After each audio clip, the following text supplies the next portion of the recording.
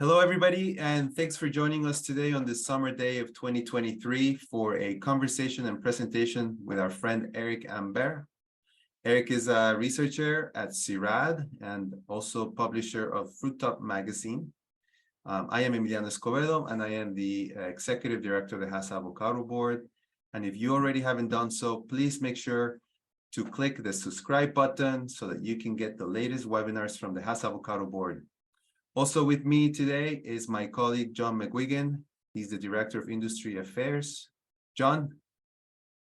Hello, folks. It's a pleasure to have with us today a very good friend of the CIRAD Avocado board, Mr. Eric Imbert, who will be sharing a presentation entitled Avocado World Market Projection Up to 2030, version 2.0.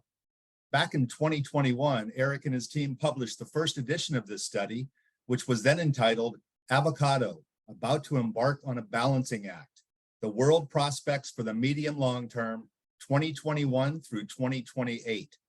This comprehensive article about global avocado production capacity is available on www.CIRADavocadoboard.com. And today, he'll be presenting key highlights from that article with updated figures that CIRAD has compiled since the article's first publication. It shows an even higher supply curve capacity, and Eric will share data with us so we can learn from it. Eric? Yes, and by the way, for those of you out there that don't know Eric, he's now famous because he did a great presentation at the World Avocado Congress, and of course his magazine gets great pickup all over the world. But Eric, can you please give us just a quick rundown of your background and professional history so that those that are watching this presentation know a little bit about you? Yeah, sure. Thanks to giving me the floor, Emiliano. I am an agronomist and a food processing engineer. I work during 10 years for a big French importing company specialized in the fruit business. And then 20 years ago, I switched for a research center called CIRAD, where I'm in charge of a department which is really specialized in the international fruit trade. And to be more specific, we are specialized in banana, citrus, avocado, mango, pineapple, let's say all kinds of tropical fruits. So that's more or less what we do with a magazine which is called Fruit Top, and also some weekly newsletter that try to help the stakeholder of the industry to understand better the market. That's great. So that is Fruit Top magazine. Eric, thank you so much for your introduction. And if you wouldn't mind sharing your screen, and we will go ahead and mute ourselves so that you can share the latest and updated information. Okay. Did you see my screen? Yes, we do see it. Thank you. Okay, so as John told you, we have developed 2 years ago a model that tried to give a vision of what could be the avocado market in 2030. We have worked these last years on the model and tried to get some new data, some new input, and we are now proud of presenting version 2. It is possible to find it also in the last edition of Fruit Top magazine. So you will see some new information regarding this market model. The presentation will have 2 parts. Quickly, in the first part, I will remind you the basics of the world avocado market with some updated information. In fact, I just finished to have some ideas about the last season, 22-23. So I included it in some slide of this presentation. And then in the second part, we will have a look to the new model and our new prospect for 2030. Let's begin now with some information, some very generic information about the avocado trade. So in 2021, this is the last season for which we have complete data for all fruits. I didn't include also 21-22 because it was a very special season. Remember, Mexican production was down So of course, it had some big consequences on the avocado trade. So as you can see on this table, the avocado market is quite a moderate, an average market in the fruit world. As you can see, it only comes in 8th position with 2.5 million tons, 4% of the international fruit trade. That is estimated at 70 million tons in 2020. It is far below banana, apple, and oranges, the three leaders. If we have a look to the information in turnover, you can see that the situation is quite different. Indeed, avocado come in a much better position, in fact, in the 4th position, with 6.6 billion US dollar in 2020, 8% of the world trade, just after banana, grapes, and apple. You will see the updated information for the avocado trade. We should be around 2.7 million tons in 22-23. And regarding the turnover, I think that it's a good example of the topic of this presentation, more pressure on the market.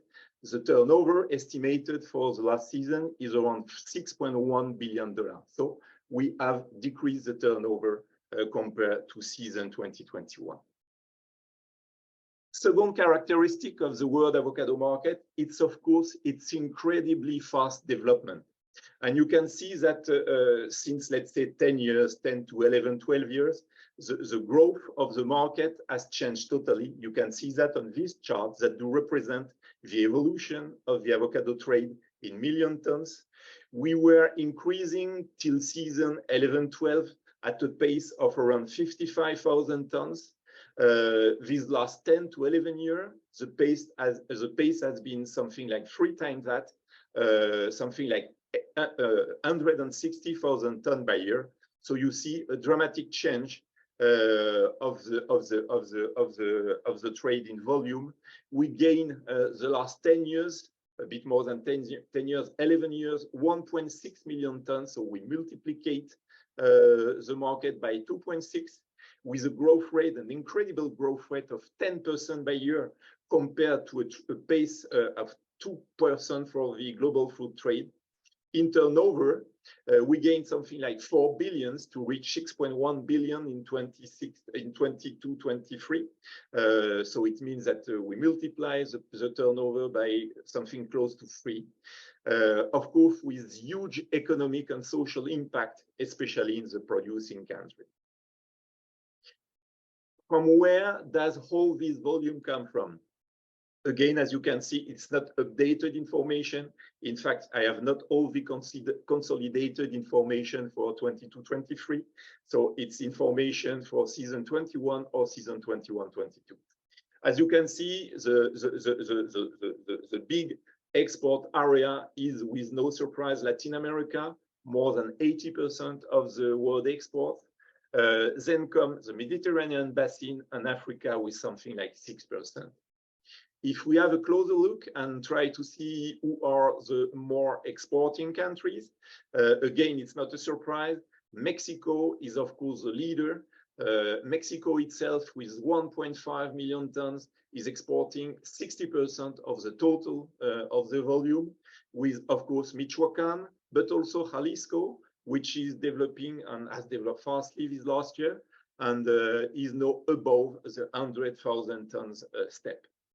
Then come Peru with something like 600,000 tons, again in 21-22. Then 4 players around 100,000 tons, Chile, Israel, Colombia, and also Kenya. All the other ones are below 70,000 tons.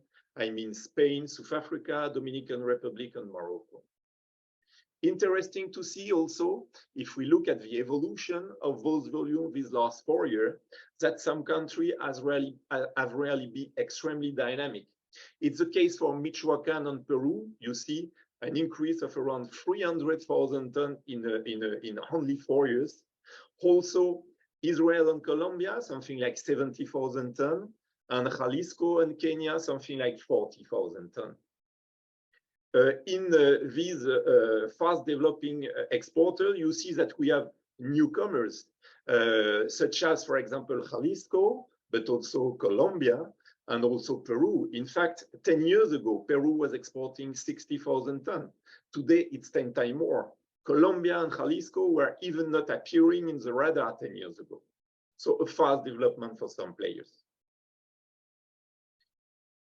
Where go all this volume? It's very simple, because the avocado market is a bipolar market. We have roughly about half of the world exports that go to the US, 1/3 that go to the European Union and the UK. So it means that all the rest of the world, 7 billion people, only absorb 20% of the world trade. So do you imagine the potential of growth of this market? And if we quit Japan and Canada, there is only 30% going to outside the four leading market. It represents only 350,000 tons, mainly in Latin America and the rest of Asia. I mean, Asia without Japan, 100,000 tons each, and also the Gulf country and Eastern Europe, around 40 to 50,000 tons each. So it means that the world trade remains concentrated at 80% in the US and in the European Union plus UK. And we don't see any major move, any major growth driver for the moment. So in the future, at least in the near future, the growth of the market will continue to rely mainly on the US and on the European market. Last characteristic, which is very interesting regarding the avocado trade, is that we have a very different supply pattern of the two giant markets I just spoke about. In the US, things are really simple. The US market is really very Mexicanized, in fact, because of phytosanitary regulation, and also because it's a very natural and easy to work market for Mexican traders. It means that 90% of the volume of the supply in the US rely on Mexican fruits. The panorama is totally different in Europe, as you can see. We have more than 10 major suppliers. Peru is leading with around 35% of the volume, but we have also 9 other suppliers which are representative, let's say, with volume around 5 to 10% of the global supply. It is a good point at some extent, because of course, it gives a better resilience of the market. I mean, in case of a drop of the production in one country, the other could compensate. But also, and especially in this new context of a greater sharply climbing supply, it's also a greater exposition to possible oversupply. So let's have a look now to the second part of the presentation, and let's speak about the model and how the market could be in 2030. First, and I think that it's interesting to notice, we already see that the panorama has begun to change downstream. And again, we see that mainly in Europe, because Europe is a very open market subject to catch the changes very quickly.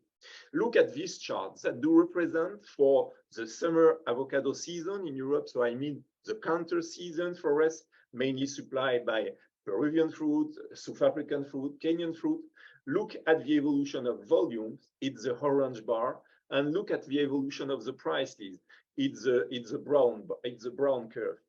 You see that volume has continued to increase very significantly, indeed something like 50,000 tons by year. However, look at the prices.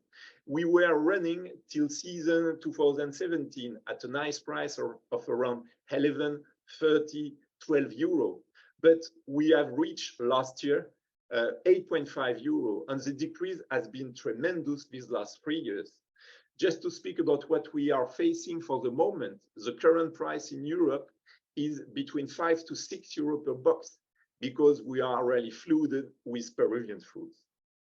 And if we have a look to the world market, if we change a little the scope of our analysis, we see that something is going on also. You can see it on the same chart that do represent the volume traded worldwide, and you see that they have continued to increase quite significantly this last year. And look at the evolution of the market in value. In fact, apart season 21-22, where we miss a lot of fruit from Mexico, the turnover of the world market has remained almost stable this last year.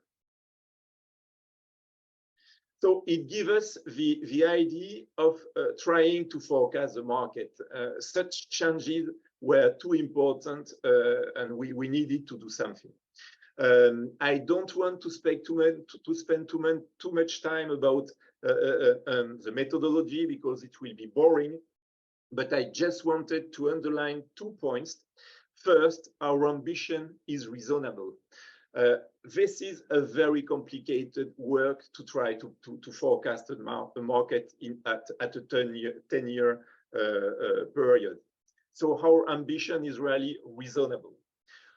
Second, is about methodology is that what you will see is not a statistical approach. It's not a statistical model. What we wanted to do is really to work with data from the field. I mean, what are the acreage in the producing country? What are the yield? What is the production system? How does it work? How can it evolve in the future if it could influence, for example, the yield? So it's exactly what we have tried to do. And we have done that based on the incredible work we have made thanks to the CIRAD Avocado board, which we are collaborating on a very interesting project. This project is to try for each producing country, each big producing country, especially the one who sends fruit to the US, to have a midterm vision and to understand the industry in those countries. So we have written, with the help of the CIRAD Avocado board, some little leaflet, 20-25 pages, where we try to give information about the history, the area of production, the production system, the acreage. We have done this work for Peru, from Mexico, for Chile, for Colombia, for California, Spain, Portugal. Morocco is in progress. Greece has just been released, and we will continue to work on that in the future.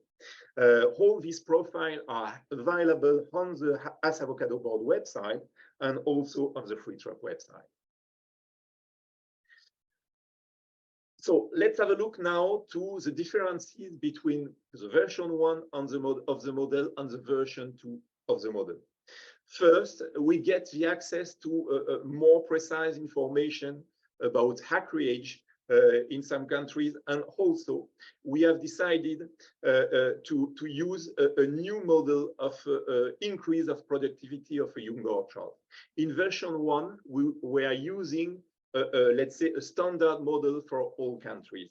In this version 2, we try to use a specific model to each country to take into consideration that in some countries, the orchard reached its full potential at 5 years, for example, in Peru, but in Michoacan, it's 7 years. So it changed quite significantly the increase in the production in the future. And also, as I told you, it's a very dynamic model. We get new information every day.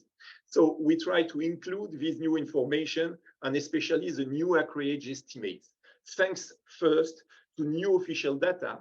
It's the case, for example, in Peru. ProHas had released a new estimate last year with 10,000 hectares more. Also, we included all the information we get this last year from the field trip we have done in Colombia. We included 12,000 hectares more. In Spain, 2,000 hectares. Morocco, 3.5. Portugal, 2.5. We also included the small exporter that were not included in Model 1.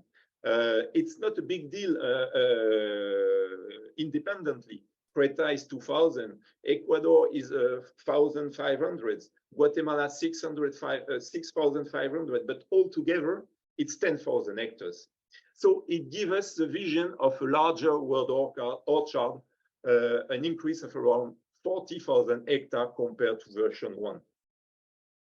So it gives us a new map of the avocado world, at least for the export variety. So we estimate now the world orchard at around 500,000 hectares in 2022, with 3/3 in Latin America, around 9% in the Mediterranean, 6% in Africa, 4% in California, and in Oceania. These new data show us an even more dynamic increase of the orchard. As you can see on these charts that do represent the evolution of the world orchards, we gain 175,000 hectares in 6-year time. So it means something like 30,000 hectares by year. Just to compare, in the former 6-year period, I mean 2010-2016, we gained a total of less than 60,000 hectares, so less than 10,000 hectares by year. So it means that we triplicate this last year the rhythm of plantation, the yearly rhythm of plantation. What are the results if we include this new data in the model? First, let's have a look to the annual growth of the world planted area, the projection of the annual growth of the world planted area. It is expressed in hectare in full swing. So I mean, we use the small model of entry of production of a new orchard to try to transform the global acreage in, let's say, fully productive acreage. And it's what it's presented. What you see is the increase in acreage every year. So you see that we changed totally the panorama.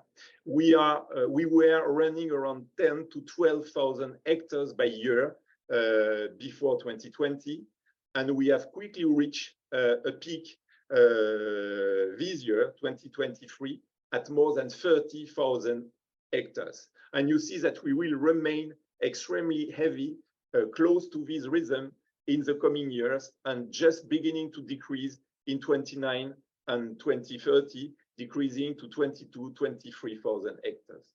Why such an increase? Just because all the players are up, besides Chile and California, even Michoacan, even if the rhythm of plantation has decreased, it is quite significant, however. We have a sharp increase of the newcomers, such as Colombia, Peru, Jalisco, Morocco, and we continue to have a steady growth or even an acceleration of the historical one. I mean Israel, South Africa, and Spain. So as you see, we will have a peak between 22 and 28, and maybe a slowdown afterwards. What is the situation is we try to analyze the export potential. You see that the increase is even stiffer. Why? Because we cumulate the increase in acreage and also an increase in productivity. Because in fact, the new orchards that are planted are very innovative. It's micro irrigation, it's clonal tree, is high-tech production systems. So the yield is much better.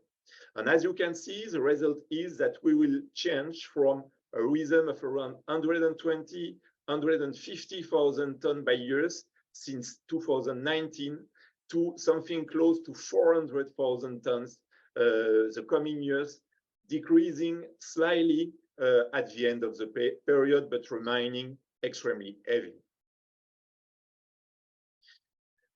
So as you can see, the version different with version 1, it's exactly the same trend, but they are just more marked because of more acreage than planned and also more progressivity and a higher peak. This is due to the new model we take into consideration for the young orchards. Let's have a look now to the demand side. Remember, again, I will go very quickly regarding methodology, just to remind you that what we use is the average growth of the last 4 years for all the leading market. It means an increase of the trade of something like 180,000 tons by years, mainly thanks to 70,000 tons by years in the US and also something like 70,000 tons by year for the European Union. And also, second point is that we try to add a critical approach of this data, trying to see regarding the consumption per capita is if this increase makes sense or not. It's exactly what I wanted to show you now, trying to analyze a bit if such an increase is possible. First, in the US, the question makes sense because we have already a very high consumption in the US. We are around 3.6 kilo per capita in 2022. And remember, 2022 is also the result of a small Mexican crop. So we have already a very strong consumption in the US. However, we believe that the US market will continue to develop at such an heavy pace. Why? First, because the tools to make the consumption increase are here.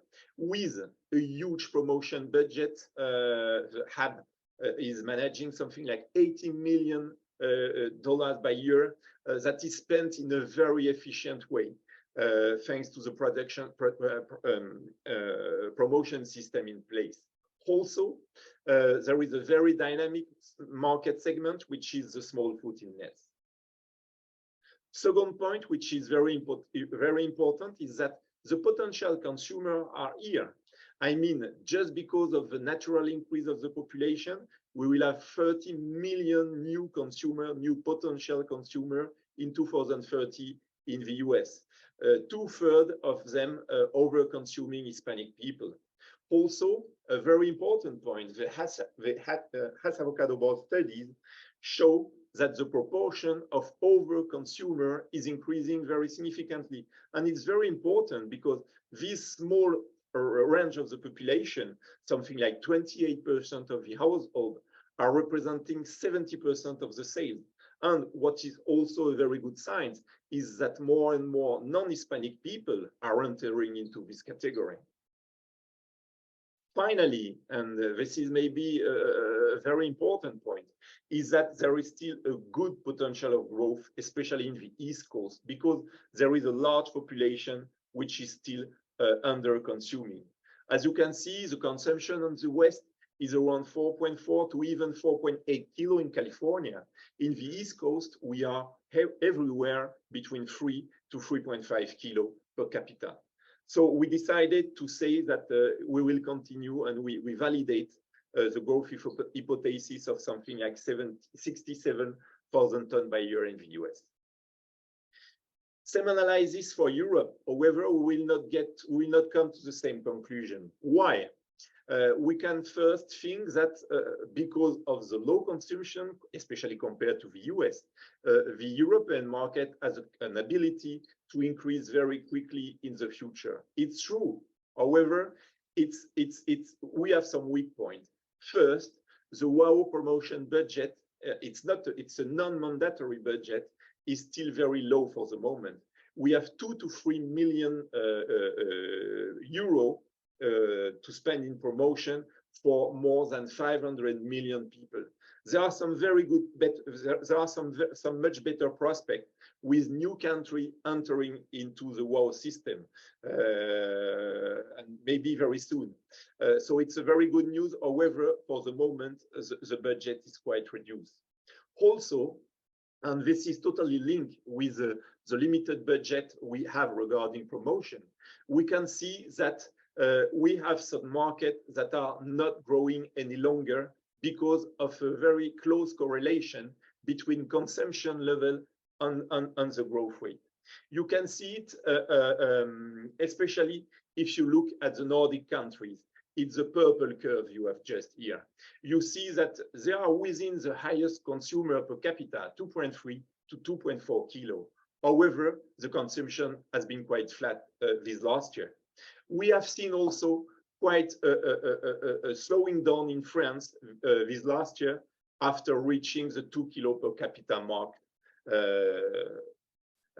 Also, we have the UK market, as you can see, which is not extremely dynamic, certainly because of the Brexit effect, with a stability at 1.4 to 1.6 kilo between 2018 and 2021. So it means that in Europe, we have less powerful growth driver. The main growth driver were, till 2020, Italy, and also Germany till 2020. It's very important because both countries have a large population, more than 60 million people in Italy, more than 80 in Germany, and consumption level is quite low. 700 grams in Italy, and 1.3 kilo only in Germany. Also, there is something new that appeared recently in Europe, and it's inflation, of course, that affected very significantly some market, especially the novel one. As you can see, they switched from a very slight increase to a recession in 2022. Again, it's a purple curve. And also, and it's a big difference, it's somewhat worrying. It's Germany, it's the red curve. Remember, Germany was one of the leading, if not the leading growth drivers. However, these last 2 years, it has been totally stable because consumers are extremely susceptible to price increase over there. So for Europe, we decided to change a bit the hypothesis and to take into account this reduction of the growth due to the inflation, due to the cap-on effect we have on the market who are consuming the less. So we have decided to reduce the 71,000 tons by year by 55 tons by year during the period 23, reaching again only in 2025, 71 tons by year. Pearl market, for which we have a close look and try to see what could be the evolution of the trade. It's of course Asia. Asia could be a huge market because it's 60% of the world population. However, regarding avocado, it's only 5% of the trade, only 140,000 tons of import in 21-22. We have seen some nice move in Asia till, let's say, season 18-19, and then almost nothing, in fact.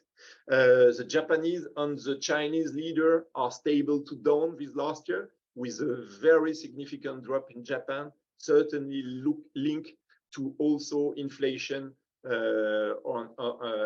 inflation effect.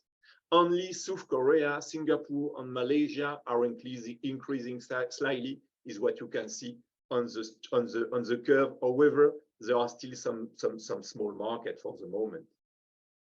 The provisional data for 22-23, as you can see, don't really change the thing. We have maybe a slight wake up of the Chinese market. However, Japan is decreasing further. However, we have decided to take into consideration that there is a big growth potential there. Why? Because there is a large population with good to high income. In Japan, we have 126 million people with a revenue around $40,000 by year. In China, just if we consider the share of the population that have good revenue, I mean revenue above $34,000, it represents, according to a McKinsey study, something like 100 million people. Korea is 52 million people with also a nice purchasing power. And as you can see on the chart below, the consumption in those markets is quite limited. In Japan, we are around 500 grams. In China, if we only consider the 100 million people I spoke about before, it's 600 grams. Korea, only 300, compared to 1.6 kilo in Europe, and again, around 3.6 kilo, 3.7 kilo in the US. So on our study, we decided to bet on a growth on the midterm with, let's say, globally, an increase of 20,000 tons by year instead of what we calculate that was around 8,000 tons. So let's come now to a conclusion and let's cross the production, it's the green curve, and the demand. You see that we are changing of world, I will say. I mean, we were almost on a balanced market till season 19 and 20. If we look with an increase of the production and an increase of the demand of something like 200,000 tons by year. However, we are heading toward a very significantly unbalanced market in the coming years. The production is increasing much faster than demand. At the peak period, I mean during season 23 to 25, we should have a production that corresponds to twice the demand, and then a progressive decrease from 2026, but a supply that will remain extremely heavy till 2028. If we change the scope and try to have a look to the cumulated supply and the cumulated demand, don't forget that the excess in supply is adding year after year. It means that we should change from an oversupply around 10% by year nowadays to something close to 28–30% from 2026. With also an inversion. Before, the increase in volume was much quicker during the summer season. It's the yellow curve. Instead of the winter season, it's a brown curve. And you will see that in the future, it will be the contrary. So I mean the increase in volume during the winter season will be sharper than during the summer one. Let's conclude now. First of all, I want to repeat again that there are some uncertainties in this kind of studies, so the model only shows the direction. It's very important. Second point, however, the gap between the additional supply and the additional demand is very large. So really, we strongly believe that there is a significant risk of oversupply, maybe something like 30%. Second point, and this is also a critical point, some parameters are impossible to take into account, but they may highly impact the projection. And especially, of course, the climate change. It can impact really very significantly the yield in some countries. Look, for example, what took place this last year in Colombia. Yields were very poor because of a too wet weather. Look at what is going on also in some very dry area, such as, for example, the Axarquia in Spain, where this area is suffering from very, very strong yield losses because of lack of water. Also, some new regulation and consumer expectation regarding sustainability should have an impact. First, the carbon and water footprint regulation, they could enter into force soon in Europe, as well as sustainability labeling. It means that will all this volume be allowed in the European market in this context? Also, we can see it in Europe, but I guess maybe in the US, we have a move of the consumer to more local food. Will it have an impact on the imported avocado?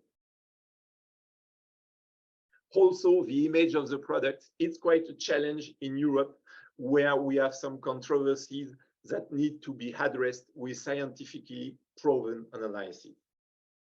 So to conclude, just 3 words. The first word is decrease of the plantation rhythm. We have some very first positive sign in 2023. However, 21 and 22 were record-breaking years of plantation. Second point, second word, it's promotion. We have a strength, and we don't have to forget that in the avocado market. Remember, the market is increasing by around 10% by year. It's incredible in the food trade. So we have an attractive product. We have a very good current dynamic. We have huge margin of growth that are not or underexploited, and really the promotion model of the hub is showing the way.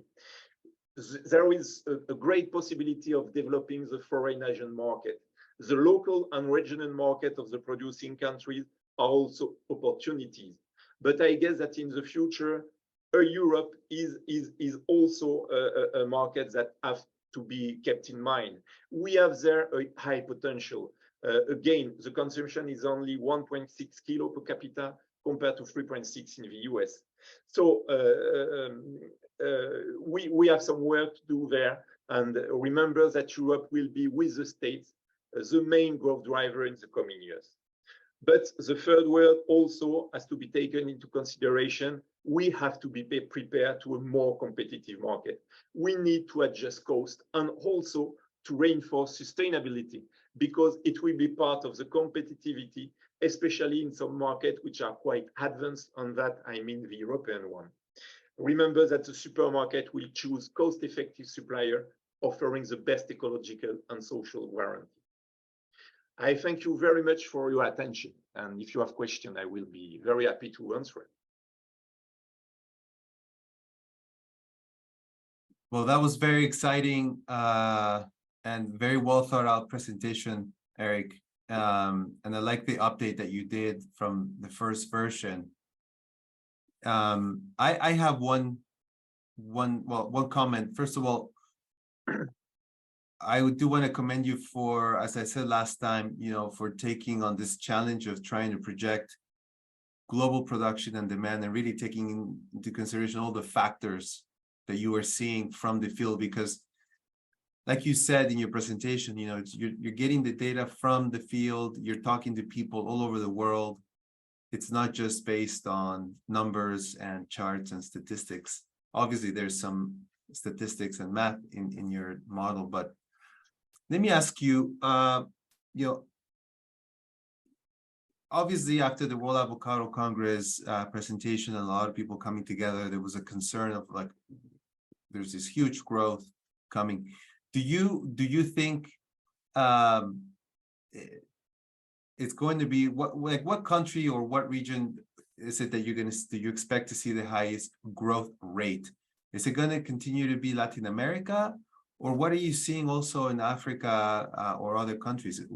Where would you say that this growth rate is going to be coming from? Let's say regionally speaking, and then if you have some thoughts at the country level, that would be great to. Yes, it's a very good question, Emiliano. I think that if we look at what has been planted these last 3 years that has not entered into production, we have a clear vision of what will go on in, let's say, the five next years. And the data are very simple. In fact, we have, let's say, a bunch of 5 countries, 5 areas where we have something like 15,000 hectares planted these last 3 years. We have Peru, which is a bit above the 15,000 hectares planted these last 3 years. We have Colombia, we have Jalisco, and we have Michoacan. And also, we have a part of this Latin American country, we have Mediterranean, altogether, the plantations the last 3 years in Israel, in Spain, in Morocco, in Portugal, are around 15,000 hectares also. Yeah. So you see, we have this big bunch that will really lead the increase in the coming years. You spoke about Africa. Kenya is very complicated to have a clear vision, so I will not enter into too much details because it's really one of the weak points. Kenya, we have really very little statistics available. It's a bit complicated.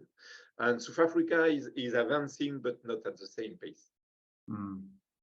Yeah, because I mean, costs have to be a major driver too, right? So you can't, I mean, I suppose the production cost in some of the Northern Hemisphere countries, especially in Europe, like in Spain and everything, is just going to go up. There's no question. Yeah, and there is also another point, Emiliano, that has to be underlined. We spoke about acreage, but will all this acreage transform into a large production? That's a big question. Yeah. In some area, at least. For example, we see that for the moment, the yields in Colombia are not the one expected. We have some, let's say, pioneer areas in some area. For example, in Morocco, we have some internal areas that has been planted quite far from the sea, very hot in summer, very cold in winter. Also in Spain, we have some areas which maybe are not the most suitable. So we have to see in the future if all these new projects are really turning into a success or not. There are some consideration about that. And I guess in the version 3 of the model that I will prepare for the future, I will try to take that into consideration. It's almost impossible to take that into consideration with, let's say, very rational information. But we can, let's say, make some hypothesis of decreasing yields, for example, in, let's say, fragile or a bit sensitive areas. And it's what I will try to do in the third version. Yeah, that's interesting because I've seen it too. Like people are pushing to go to find new areas where they can produce. And, you know, we've seen it in Peru, going far north, etc. Maybe that's what's at the end. We don't really know if the yields will be as high as we've seen in other places. So that's a really good point. John, do you have a question for Eric? Yeah, I'd like to switch it over to the demand side of the equation. We see where the markets are right now and where the United States and Europe are, and the Asian markets have been slow to come to the party. But I think looking at this growth curve on the demand side, Eric, where do you think the future growth is, the opportunity? Where do you see the opportunity? But I think more importantly, what are the resources and what are the actions that are going to need to be taken to fulfill that demand creation? Look, opportunity, John, I see them everywhere. Look, even in the US, where we have a huge consumption, 3.8 kilo, 3.6, 3.8 kilo per capita, we continue to increase at a very nice pace. We see in the East Coast some margin of development. So in this US market, we still have opportunities. In Europe, again, I strongly believe about Europe. We have some huge country with a very nice population, which are consuming very low volume of avocado. But the driver, of course, in Europe is promotion, definitely, and we need to put more budget into the production, into the promotion. Producer, and they have invested a lot in new acreage. They have to invest now. Also, and much more significantly in promotion. It's really a key point. And also, again, remember about what we presented about the rest of the world. We have, for the moment, the main part of the trade on two markets. We have 7 billion people in the world that do not consume or consume very little avocado. So really, we have a lot of doors to open. And I think that there are some very, very large opportunity for the avocado market. So again, these studies may be a bit worrying, but look at the good side, look at the increase in demand we have, 10% by year, no overfruits, or maybe a part of blueberries have such an increase, a yearly increase of the market. We have huge opportunity on the avocado market, but we have to build now this consumption, and we have to invest to build this consumption, as you have done in the US. Well, I like to think that we can end this presentation on a very optimistic note, that the opportunity is there in front of us. Absolutely. I agree with you, John. Well, Eric, that's all that the time that we have today. I want to thank you very much for being with us and sharing all of your knowledge and insights. John, also thank you for being with us today. And for those of you that are watching, please remember to just click the subscribe button so that you can get notified of future HAB webinars.